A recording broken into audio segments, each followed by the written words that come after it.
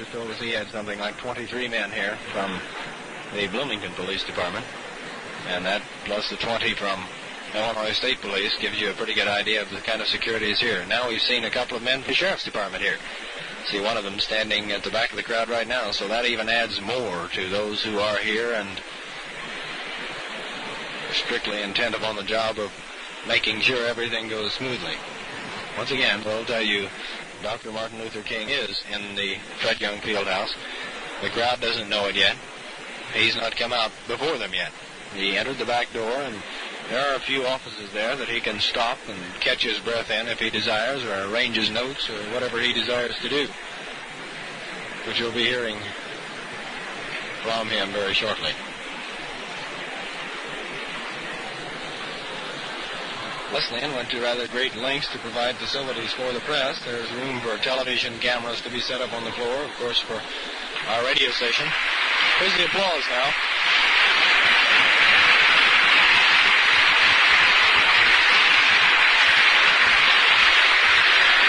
And Dr. King is coming onto the podium. He has with him his wife. The crowd is standing to give Dr. King an ovation. So many buildings on their feet. Also on the podium is one of the Senate Commission members, co-chairman of the event, who will now address the crowd and provide the introduction for Dr. King.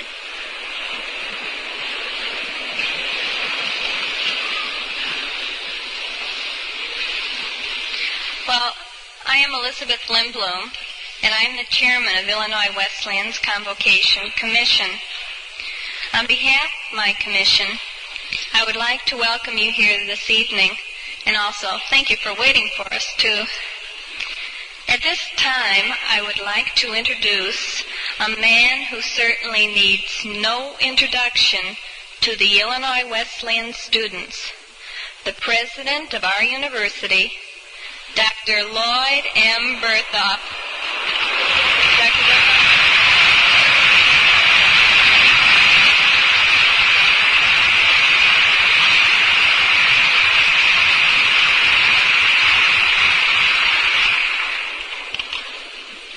Fooled you, didn't she?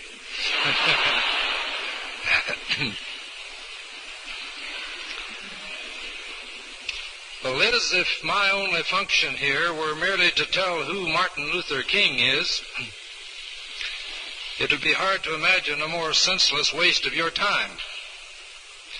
There's hardly a name in the entire world that is better known today than is his, and very few persons whose activities have been followed more closely by the public press in the past few years.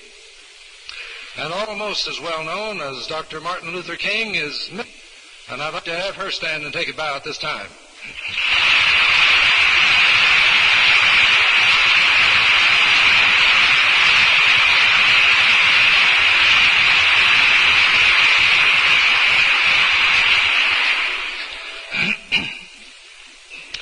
Suffice it for me, therefore, simply to say to Dr. King how glad we are to welcome him back to the campus of Illinois Wesleyan University for his second visit here in a span of about 5 years. It's well for us to remember, I think, that Dr. King is entirely capable of speaking to us on a number of topics. He is a highly educated man, in the formal sense of the word, having received degrees from Morehouse College and Crozer Theological Seminary, and a Doctor of Philosophy degree from Boston University, and has taken work also at the University of Pennsylvania and at Harvard. He's the recipient of more than 20 honorary doctor's degrees from a wide variety of universities, including the University of Chicago, Boston, and Howard, Oberlin. In recent years, Dr. King has been thrown into the midst of a great struggle, an attempt by the Negro sector of American citizenship to obtain for itself the full benefits of that. I'm sure that he would have found it impossible to avoid participation in this struggle, even if he had wished to avoid it. Impossible, that is, without withdrawing from leadership entirely, and thus turning over the reins to advocates of violence and bloodshed. This, thank God, he has not done. And because of this, he has received more than 125 citations, including the most coveted of all prizes, the Nobel Peace Prize in 1964. Thus, even though Dr. King could speak to us expertly in a half-dozen fields, we as students have come tonight to hear his analysis of the field in which he is most closely identified these days, the present status of the racial issue in the United States of America and around the world, to prepare ourselves for effective living in the years ahead. After he has spoken to us, there will be a period of about 15 to 20 minutes for questions afterward, and a couple roving microphones are in the audience, which you can use to address your questions to Dr. King. As Time magazine said in 1963, when it selected Dr. King as Man of the Year, he has become the unchallenged voice of the Negro people and the disquieting conscience of the white. It's my pleasure now to present to you Dr. Martin Luther King.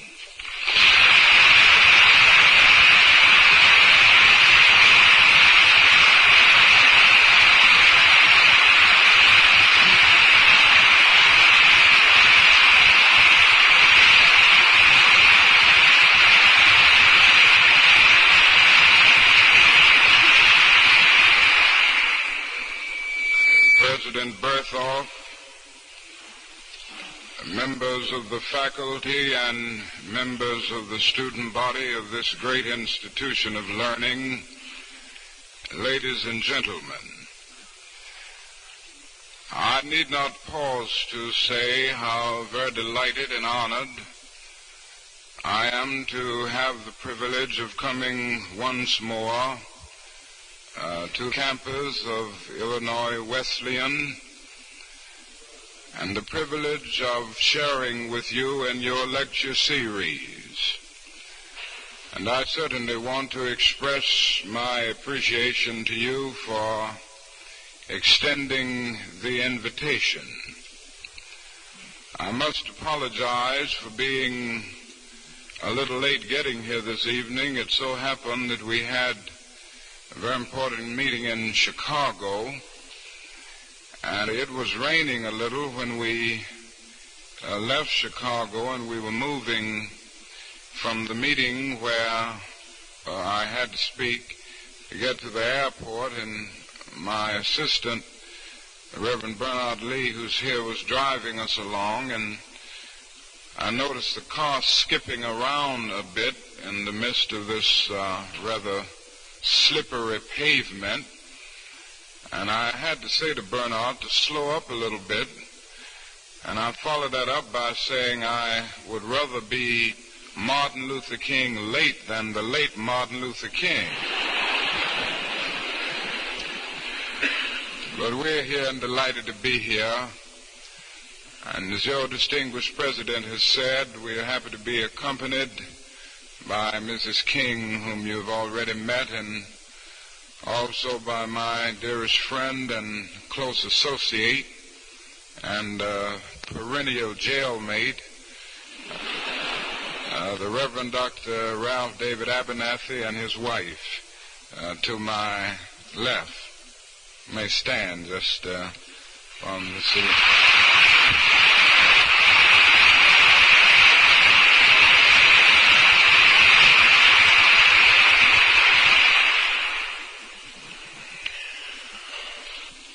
That is and in a sense a poignant question on the lips of hundreds and thousands, yea, millions of people all over our nation and all over the world.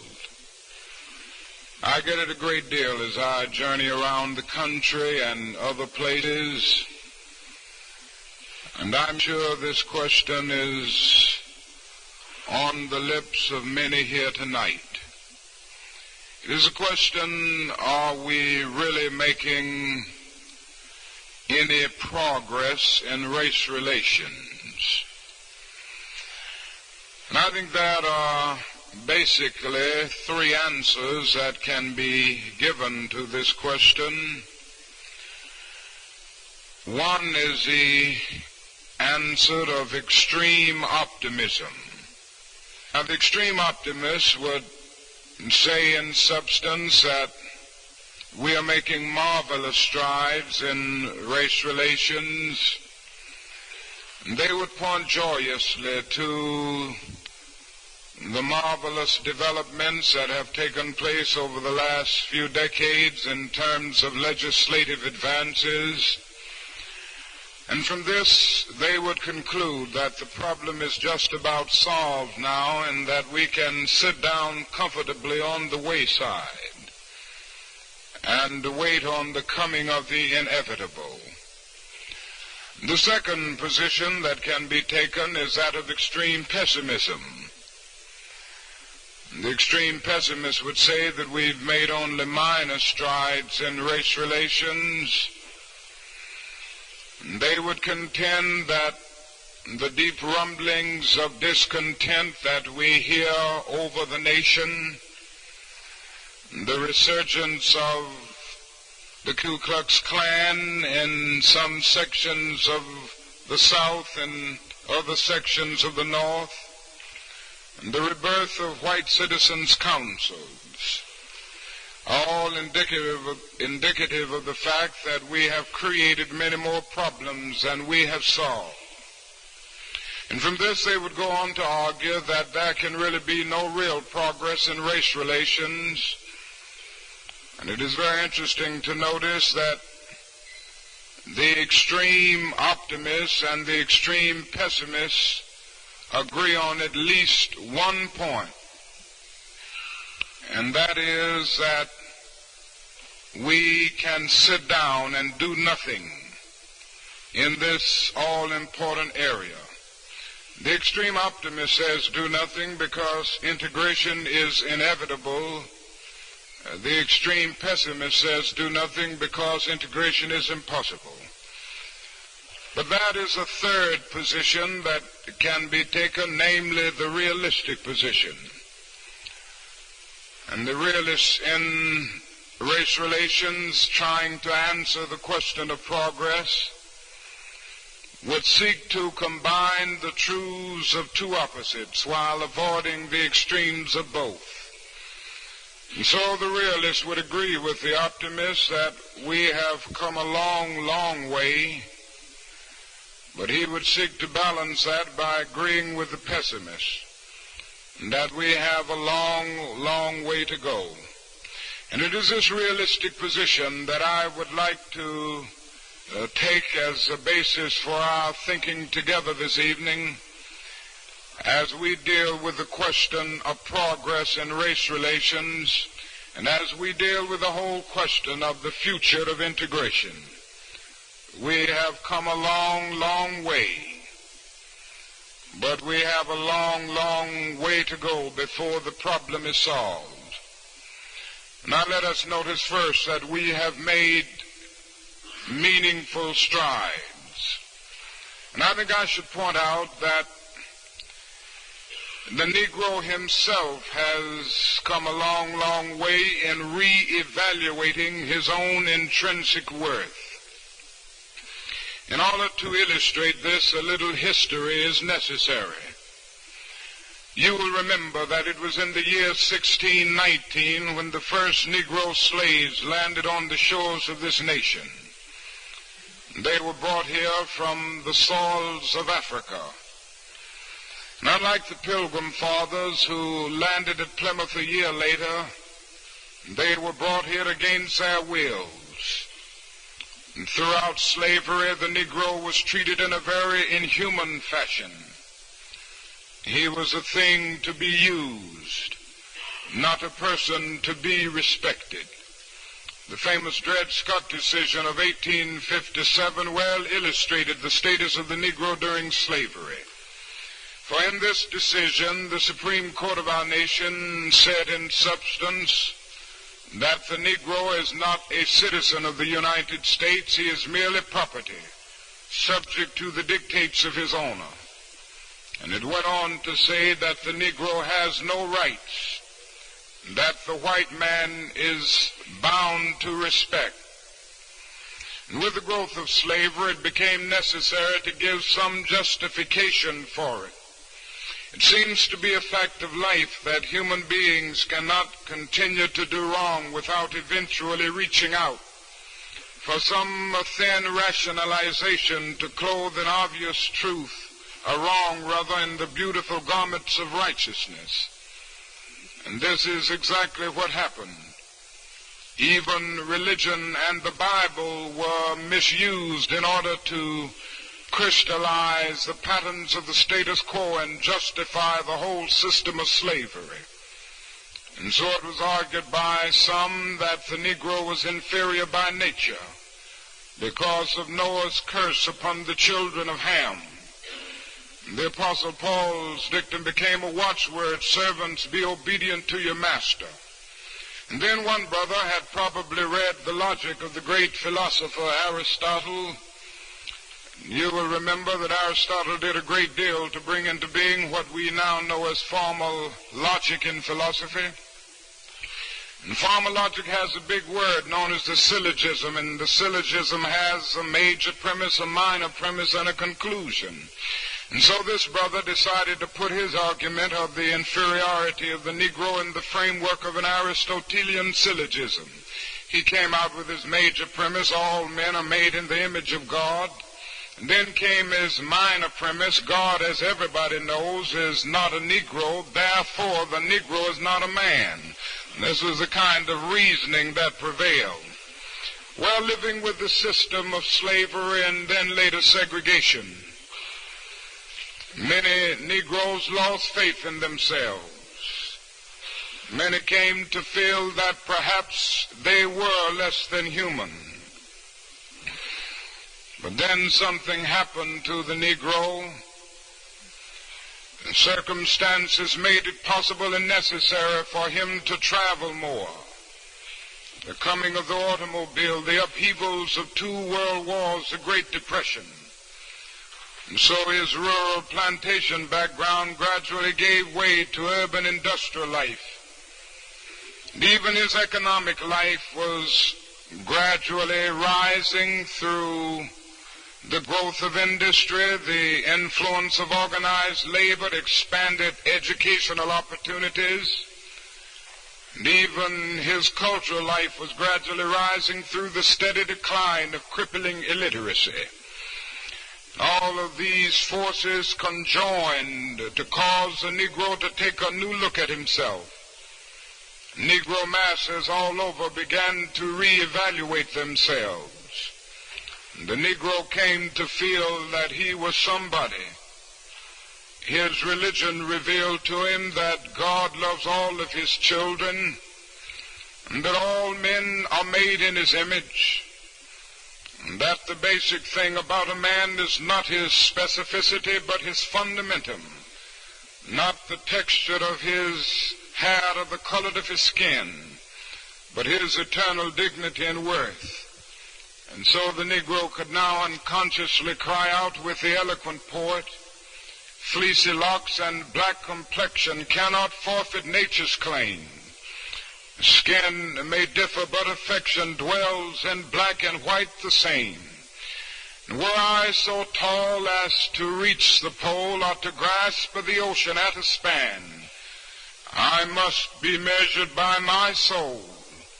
The mind is the standard of the man. And with this new sense of dignity and this new sense of self-respect, a new Negro came into being with a new determination to struggle, to suffer, and to sacrifice in order to be free.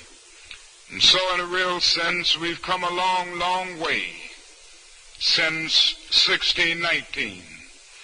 But not only has the Negro himself come a long, long way in re-evaluating his own intrinsic worth, if we are to be true to the facts, we must say that the whole nation has come a long, long way in extending the frontiers of civil rights.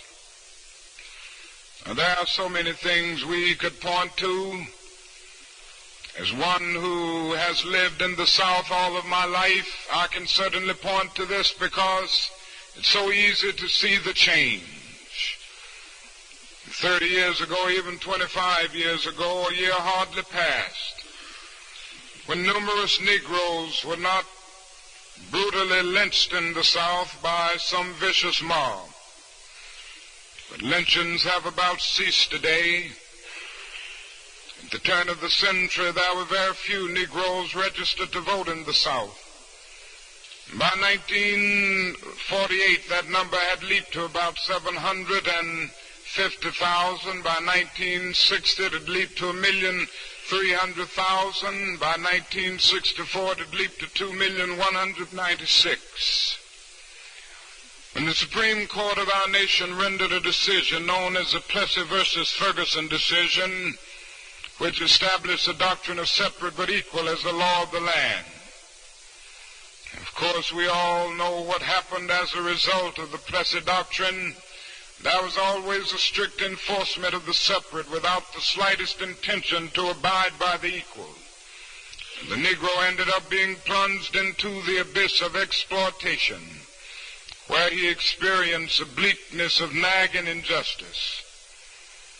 But then in 1954, the Supreme Court of our nation examined the legal body of segregation, and on May 17th of that year pronounced it constitutionally dead.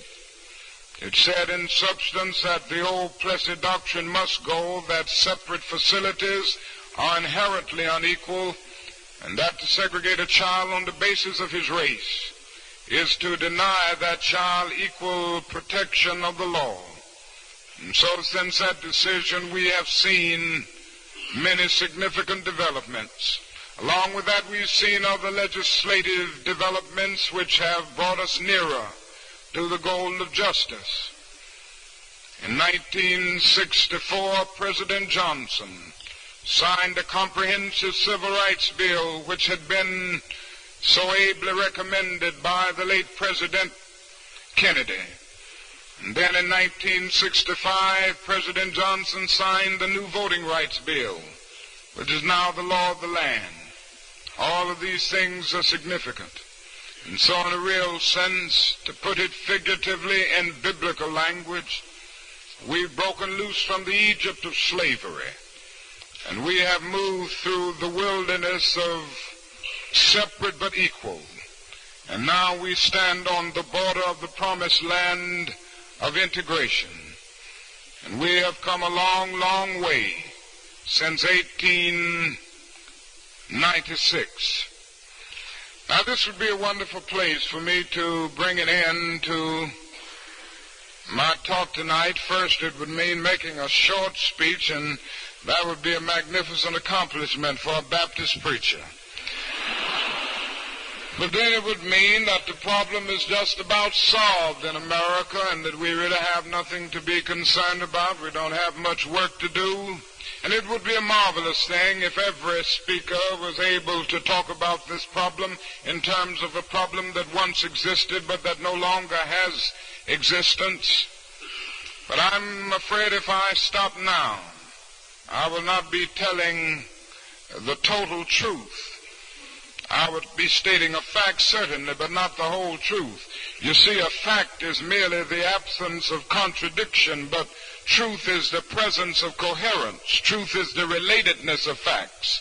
Now, it is a fact that we've come a long, long way, but in order to get the whole truth, we've got to bring the other side into being. And if I stop at this point, I will leave you the victims of a dangerous optimism. If I stop here, I will allow us to end up with an illusion wrapped in superficiality.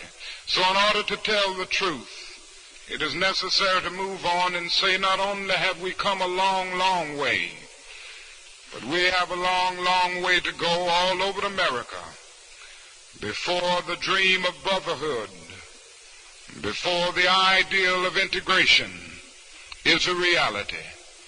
Now, we need not look very far to make this point. We need only open our eyes, read our newspapers, look at our televisions, and look around in our communities. And we know that we are not yet at the point where we can boast of clean hands in the area of brotherhood. I mentioned the fact that lynchings have about ceased, but other things are happening just as tragic. I can remind you of the fact tonight that over the last 18 months, more than 13 or 14 Negro and white civil rights workers have been brutally murdered all across the South. And if one would look at the jury system and look at the courts, you would soon discover that in most cases nobody has even been convicted for all of these murders. This reveals that we have a long way to go. I mentioned the fact that we made strides in voter registration. And we have a new voting rights bill, and this is marvelous. But there are still areas where Negroes who seek to register and vote confront economic reprisals. And I submit to you tonight that in places like Lowndes County in Alabama and numerous counties in Mississippi, people have been thrown off the land and put out of their little humble dwelling places simply because they went down on the basis of the new voting rights bill and sought to register and become citizens by being registered voters. This tells us that we have a long way to go. I mentioned the economic area, and that figure, $30 billion, sounded big. We must see the other side, and that is the painful, tragic side. And that is the fact that 42% of the Negro families of our country still earn less than $2,000 a year, while just 16% of the white families earn less than $2,000 a year. Some 20% of the Negro families of our country earn less than $1,000 a year, while just 5% of the white families earn less than $1,000 a year. 88% of the Negro families of our country earn less than $5,000 a year, while just 58% of the white families earn less than $5,000 a year. And so the Negro finds himself perishing on a lonely island of poverty in the midst of a vast ocean of material prosperity. And the problem is becoming even more difficult today. For years we have been victimized with discrimination in many areas and on many levels. Denied apprenticeship training, deprived of educational opportunities, facing discrimination in so many areas. And this meant that so often we were limited to unskilled and semi-skilled labor. And now, because automation and cybernation have come into being, these are the jobs that are passing away. And so while the nation stands in its most prosperous period, while the nation faces its lowest level of unemployment that it has over the last 7 or 8 years, unemployment among Negroes is at its highest level. And while the average for the nation is still around 4%, and we turn to the Negro community, the unemployment rate at times goes as high as 14%, which means that is a major depression within the Negro community economically. Now we can see the problems that this will bring about when people are deprived of economic security. They are deprived of the opportunity to educate their children. They are deprived of the opportunity of getting proper medical care.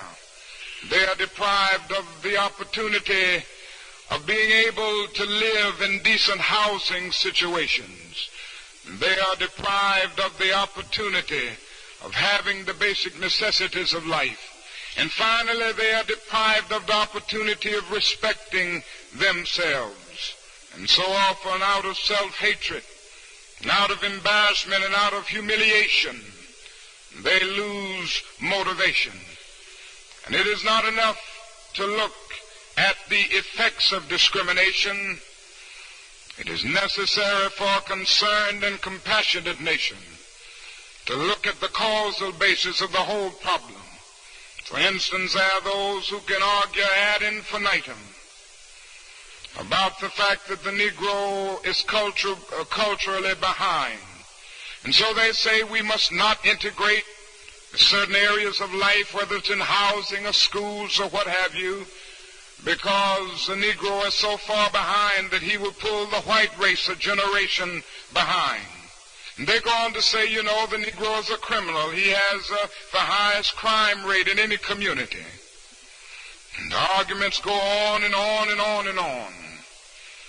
Well, if there are lagging standards in the Negro community, and there certainly are, and they lag because of segregation and discrimination. Criminal responses are environmental and not racial. Poverty, ignorance, social isolation, economic deprivation breed crime, whatever the racial group may be, and it is a torturous logic to use the tragic results of segregation as an argument for the continuation of it.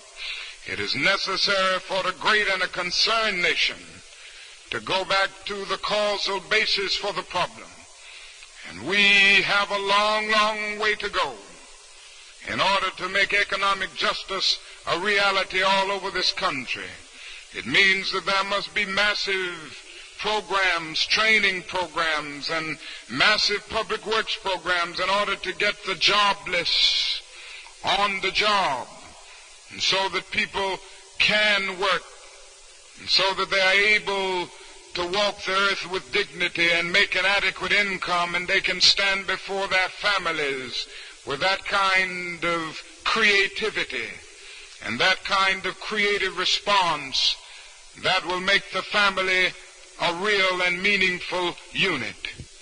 And so in the economic area, we still have a long, long way to go. I mentioned the fact that we've come a long, long way in ending legal segregation. But I must point out the other side.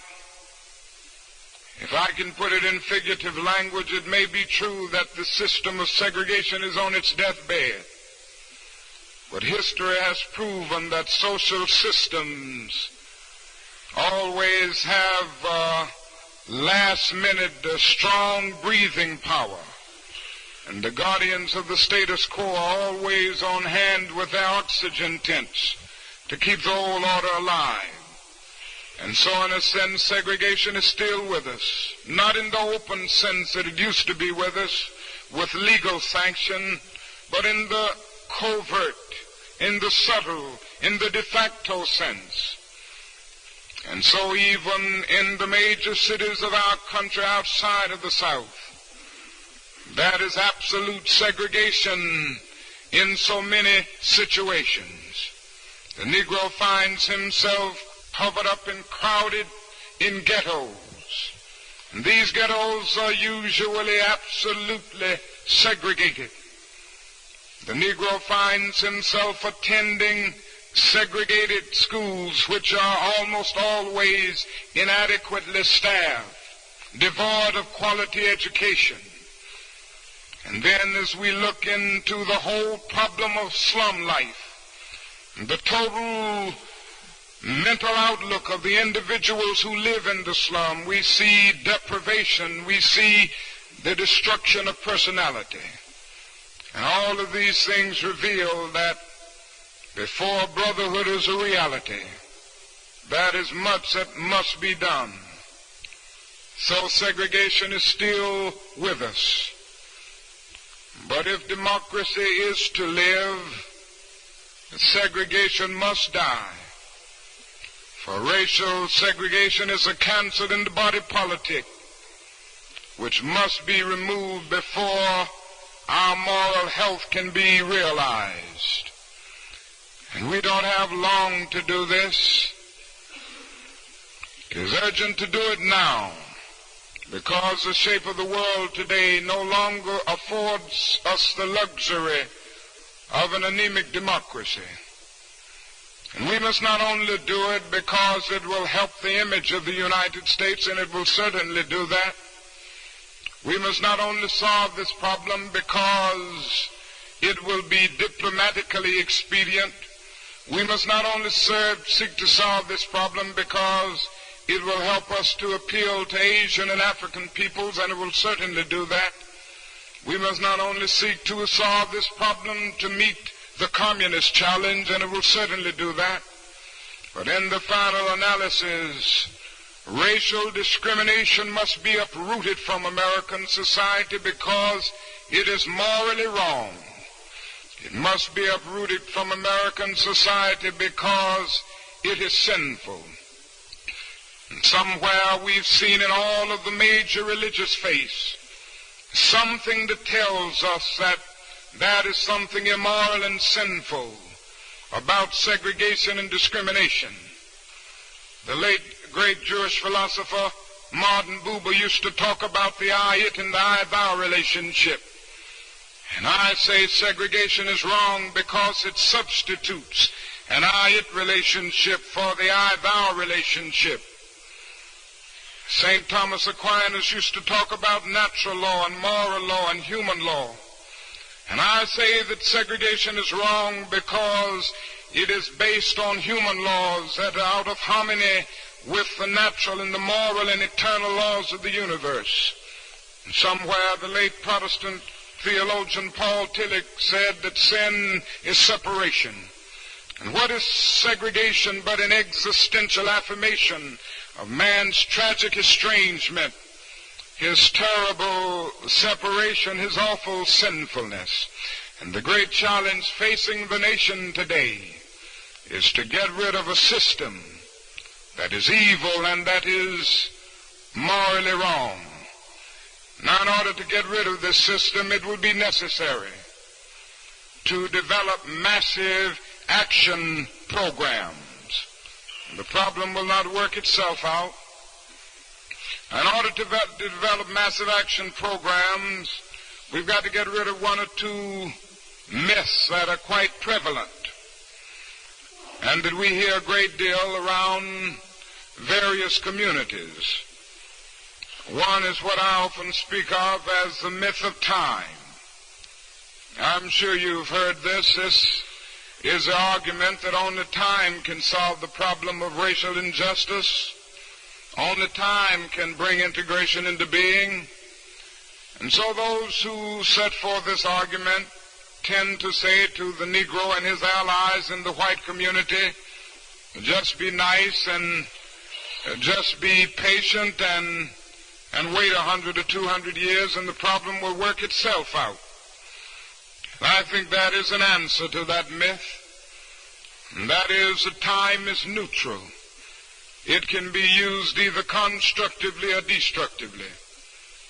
And I'm absolutely convinced that in so many instances the forces of ill will in our nation, the extreme rightists of our nation, have used time much more effectively than the forces of goodwill.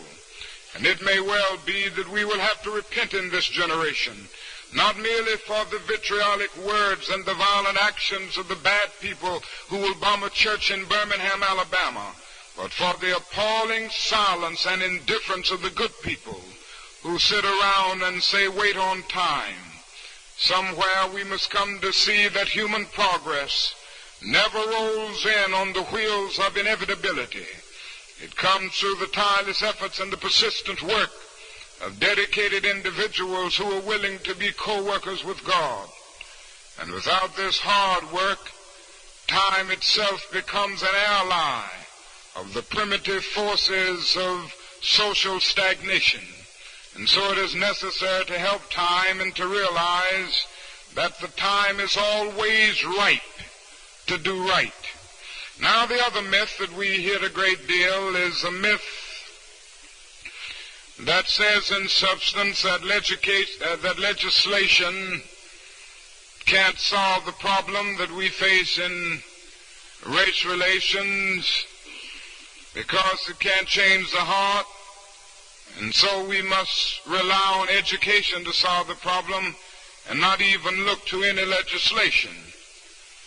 Now, I guess there is some truth in this, at least a half truth. We realize that if the problem is to be solved ultimately, if we are to have a truly integrated society, men and women must rise to the majestic heights of being obedient to the unenforceable.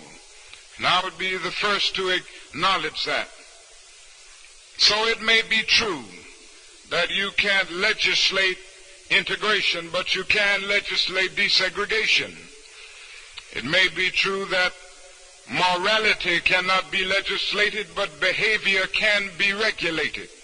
It may be true that the law cannot change the heart, but it can restrain the heartless. It may be true that the law cannot make a man love me. Religion and education will have to do that, but it can restrain him from lynching me, and I think that's pretty important also. And so that while legislation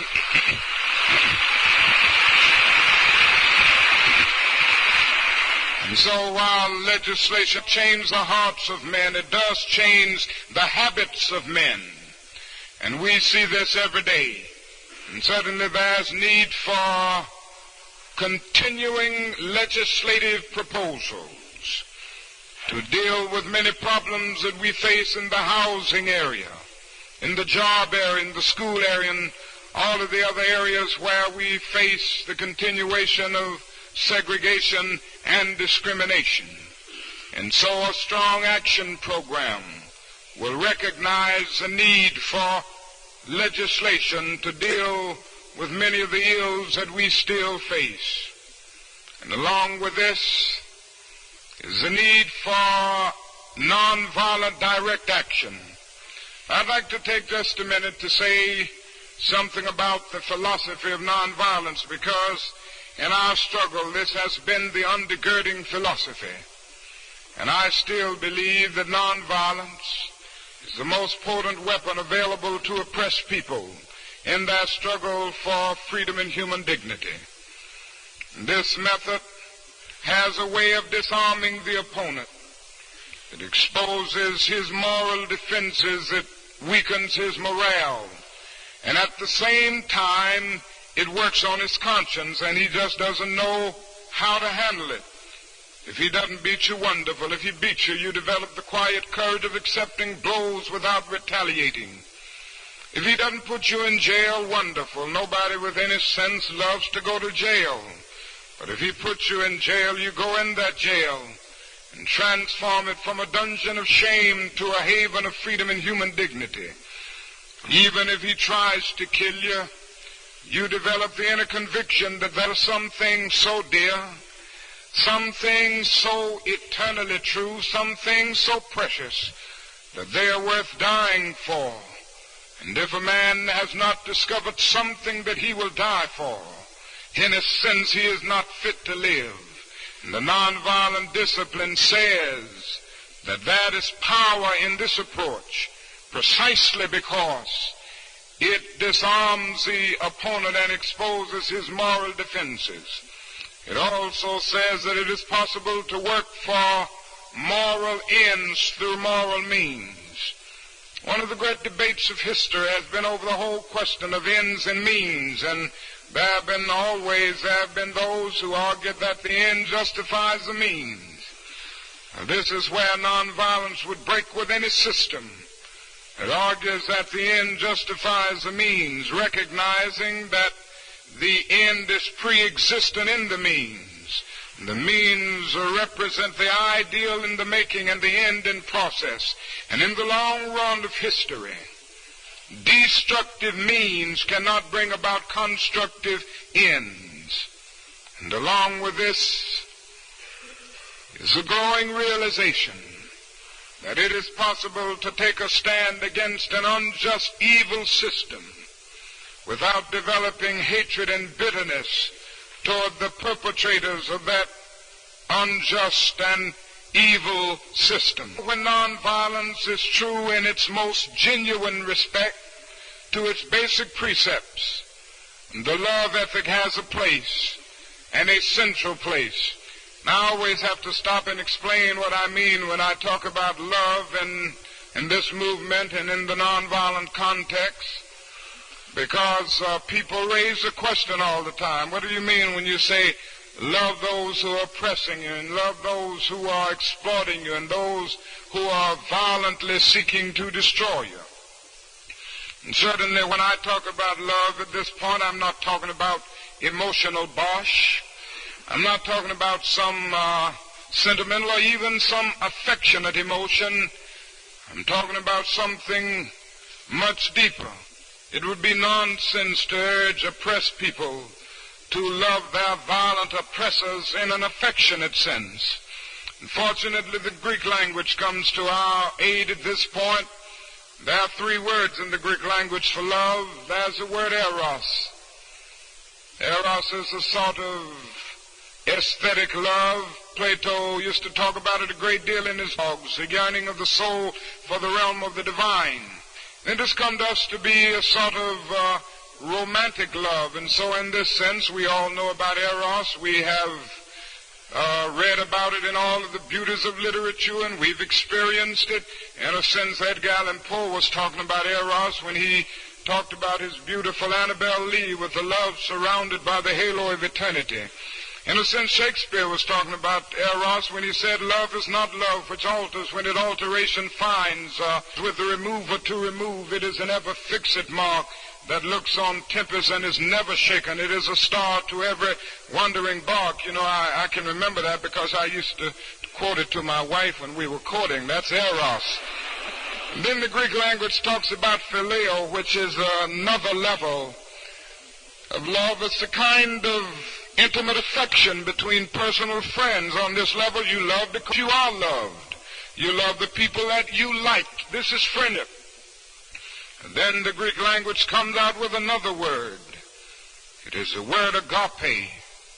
And agape is more than romantic love. Agape is more than friendship. Agape is understanding, creative, redemptive goodwill for all men. It is an overflowing love which seeks nothing in return. Theologians would say that it is the love of God operating in the human heart. And when one rises to love on this level, he is able to love the person who does the evil deed while hating the deed that the person does. And he is able to love those persons that he even finds it difficult to like. For he begins to look beneath the surface, and he discovers that that individual who may be brutal toward him and who may be prejudiced was taught that way. He was a child of his culture. At times, school taught him that way. Church taught him that way. At times, his family taught him that way. The thing to do is to change the structure and the evil system so that he can grow and develop as a mature individual devoid of prejudice. And this is the kind of understanding goodwill that the nonviolent resistor can follow if he is true to the love ethic. And so he can rise to the point of being able to look into the face of his most violent opponent and say in substance, do to us what you will, and we will still love you. We will match your capacity to inflict suffering by our capacity to endure suffering. We will meet your physical force with soul force. Do to us what you will, and we will still love you. We cannot in all good conscience obey your unjust laws because non-cooperation with evil is as much a moral obligation as is cooperation with good. And so throw us in jail, and as difficult as it is, we will still love you. Bomb our homes and threaten our children, and as difficult as it is, we will still love you. Send your hooded perpetrators of violence into our communities at the midnight hours and drag us out on some wayside road and beat us and leave us half dead, and we will still love you. But be ye assured that we will wear you down by our capacity to suffer, and one day we will win our freedom, but we will not only win freedom for ourselves. We will so appeal to your heart and your conscience that we will win you in the process, and our victory will be a double victory. This is the meaning of the nonviolent creed. This is the meaning of the nonviolent ethic.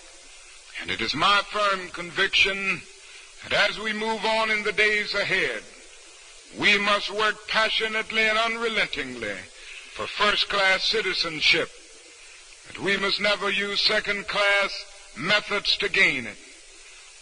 In the South, we must continue this struggle, but now we must see that in the North, it is necessary for the massive assault on all of the evils of ghetto and slum life in order to make justice and freedom a reality for all of God's children.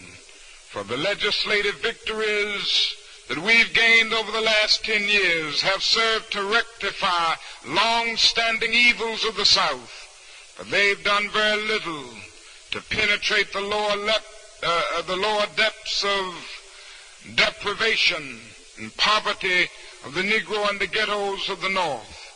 And so by the thousands and by the millions, Negroes in the North find themselves frustrated and confused and sometimes bitter and in despair because of the slowness of progress and the failure of communities and its leadership to face the changes and make the necessary concessions to avoid the recurrence of those things that have developed and brought such dark night of social disruption as the Watts area of Los Angeles. And we must build a great America. It cannot be built on violence. It cannot be built on riots. And everybody must work hard to build a climate and to change the conditions that make for the bitterness and that make for the agony that cause individuals to turn to this kind of self-destruction. These are some of the challenges facing the future. And I am convinced that if the challenges are met, we can move into a brighter tomorrow. It means that there must be divine discontent.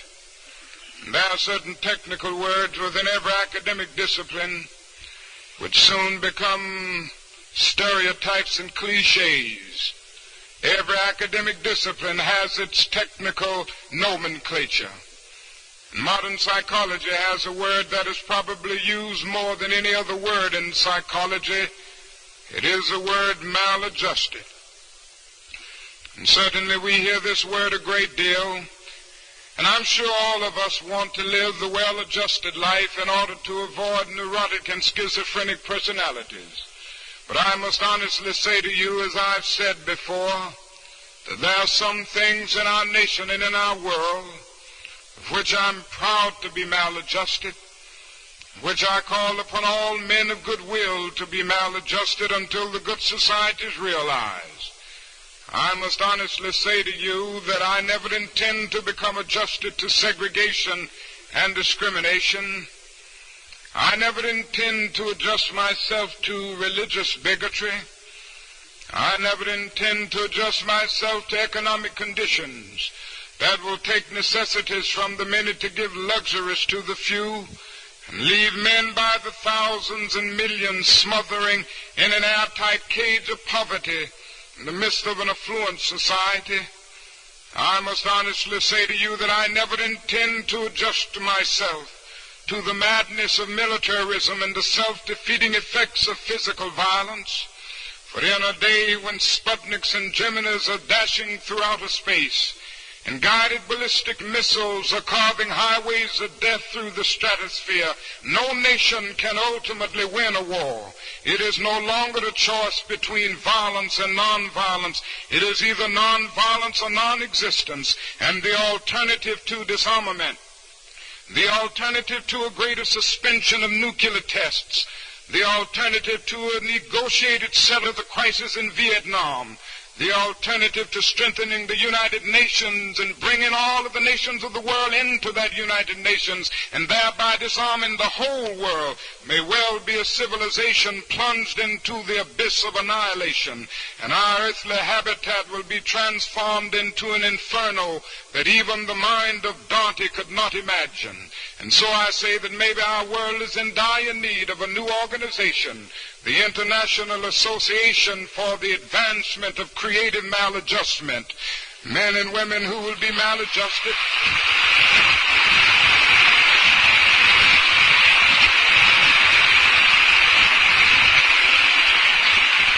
Men and women who will be as maladjusted as the prophet Amos, who in the midst of the injustices of his day could cry out in words that echo across the centuries, "Let justice roll down like waters and righteousness like a mighty stream," as maladjusted as Abraham Lincoln, who had the vision to see that this nation could not survive half slave and half free, as maladjusted as Thomas Jefferson, who in the midst of an age amazingly adjusted to slavery, could scratch across the pages of history words lifted to cosmic proportions. We hold these truths to be self-evident, that all men are created equal, that they are endowed by their Creator with certain inalienable rights, and that among these are life, liberty, and maladjusted is Jesus Christ, who could look into the eyes of men and women around Galilean hills and say, "He who lives by the sword will perish by the sword." And through such maladjustment, you will be able to emerge from the bleak and desolate midnight of man's inhumanity to man into the bright and glittering daybreak of freedom and justice. And may I say in conclusion that in spite of the difficulties ahead, in spite of the fact that we must work hard, I still have faith in the future. And I still have faith in America because I love America, and I believe that we will continue to build a coalition of conscience that will one day solve this problem. We sing a little song in our movement, and it has been our guiding faith. Sometimes we've been facing hooded perpetrators of violence. Sometimes we face jeering mobs. Sometimes we face dogs and the gushing waters from fire hoses. Sometimes in crowded jail cells we join hands to, and sometimes in just open mass meetings. But we could sing it as a hymn of faith. We shall overcome, we shall overcome. Deep in my heart I do believe we shall overcome. And somehow I believe this because the arc of the moral universe is long, but it bends toward justice. We shall overcome because Carlyle is right. No lie can live forever. We shall overcome because William Cullen Bryant is right. Truth-crushed earth will rise again. We shall overcome because James Russell Lowell is right. Truth forever on the scaffold, wrong forever on the throne. Yet that scaffold sways the future, and behind the dim unknown standeth God within the shadow, keeping watch above his own. And so he will be able to hew out of the mounting of despair a stone of hope. With this faith, we will be able to transform the jangling discord, beautiful symphony of brotherhood. With this faith, we will be able to speed up that day when all of God's children, black men and white men, Jews and Gentiles, Protestants and Catholics, will be able to join hands and sing in the word, the old Negro spiritual, free at last, free at last. Thank God Almighty, we are free at last. Thank you.